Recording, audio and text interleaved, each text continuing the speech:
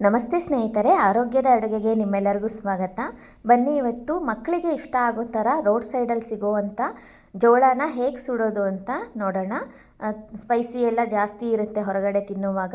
ಮಕ್ಕಳಿಗಾಗಿ ಸ್ವಲ್ಪ ಕಡಿಮೆ ಖಾರ ಯೂಸ್ ಮಾಡಿ ಹೇಗೆ ಮಾಡೋದು ಅಂತ ನೋಡೋಣ ಬನ್ನಿ. ಮೊದಲಿಗೆ ನಾನಿಲ್ಲಿ ಒಂದು ಕಾರ್ನ್ನ ತೊಗೊಂಡಿದ್ದೀನಿ. ಇದನ್ನು ಸ್ವಚ್ಛ ಮಾಡಿ ಇಟ್ಕೊಂಡಿದ್ದೀನಿ. ಆನಂತರ ಈ ಥರ ಜಾಲರಿ ಮೇಲಿಟ್ಟು ಮೊದಲಿಗೆ ಈ ಥರ ಲೈಟಾಗಿ ಸುಟ್ಕೋಬೇಕು. ಇದನ್ನು ಎಲ್ಲ ಕಡೆನೂ ನೀಟಾಗಿ ಸುಟ್ಕೋಬೇಕು. ಈ ಅಮೇರಿಕನ್ ಜೋಳ ತುಂಬ ಸ್ಮೂತಾಗಿರುತ್ತೆ. ಇದನ್ನು ಜಾಸ್ತಿ ಬರ್ನ್ ಮಾಡಬಾರ್ದು.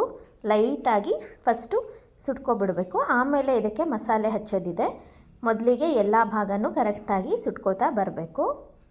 ಉರಿ ಜೋರ ಇಟ್ಕೊಂಡಿರಬೇಕು ಮತ್ತು ಕೈ ಆಡಿಸ್ತಾನೆ ಇರಬೇಕು. ಇದನ್ನು ಆ ಕಡೆ ಈ ಕಡೆ ತಿರುಗಿಸ್ತಾನೆ ಇರಬೇಕು. ಆವಾಗ ನೀಟಾಗಿ ಸುಟ್ಕೊಳ್ಳುತ್ತೆ. ನೋಡಿ, ಇವಾಗ ಆಗಿದೆ ಎಲ್ಲ ಭಾಗನೂ ಸರಿಯಾಗಿ. ಇಷ್ಟು ಸುಟ್ಕೊಂಡ್ರೆ ಸಾಕು. ಇವಾಗೇನೆ ಜಾಸ್ತಿ ಸುಟ್ಕೊಳ್ಳೋದು ಬೇಡ. ಇದಕ್ಕೆ ಸ್ವಲ್ಪ ಖಾರ ಎಲ್ಲ ಹಚ್ಚಿದ ಮೇಲೆ ಮತ್ತೆ ಸುಟ್ಕೊಳ್ಳೋದಿದೆ. ಈಗ ಗ್ಯಾಸ್ ಆಫ್ ಮಾಡಿ ಇದನ್ನು ಕೆಳಗಡೆ ಇಳಿಸ್ಕೊಳ್ಳೋಣ. ಇದು ಸ್ವಲ್ಪ ತಣ್ಣಗಾಗಿಬಿಡೋಣ. ಅಲ್ಲಿವರೆಗೂ 1/4 ಟೀ ಚಮಚದಷ್ಟು ಖಾರದ ಪುಡಿನ ತೊಗೊಂಡಿದ್ದೀನಿ. ರುಚಿಗೆ ತಕ್ಕಷ್ಟು ಉಪ್ಪನ್ನು ತೊಗೊಂಡಿದ್ದೀನಿ. ಆನಂತರ ಅರ್ಧ ನಿಂಬೆಹಣ್ಣನ್ನು ಹಿಂಡ್ಕೊತಾ ಇದ್ದೀನಿ. ಮಧ್ಯಮ ಗಾತ್ರದ್ದು ಅರ್ಧ ನಿಂಬೆಹಣ್ಣು ಸಾಕಾಗುತ್ತೆ. 1 ಟೀ ಚಮಚದಷ್ಟು ಎಣ್ಣೆನ ಹಾಕೋತಾ ಇದ್ದೀನಿ. ಇದನ್ನು ಚೆನ್ನಾಗಿ ಮಿಕ್ಸ್ ಮಾಡ್ಕೋಬೇಕು. ಆನಂತರ ಒಂದು ಬ್ರಷಿನ ಸಹಾಯದಿಂದ ಇದಕ್ಕೆ ಲೈಟಾಗಿ ಹಚ್ಕೋತಾ ಬರಬೇಕು. ನಿಂಬೆಹಣ್ಣಿನ ಸಿಪ್ಪೆ ಸಹಿತ ಯೂಸ್ ಮಾಡಿ ಇದಕ್ಕೆ ಹಚ್ಬೋದು. ನಾನಿಲ್ಲಿ ಬ್ರಷ್ ಯೂಸ್ ಮಾಡಿ ಲೈಟಾಗಿ ಹಚ್ಕೋತಾ ಇದ್ದೀನಿ.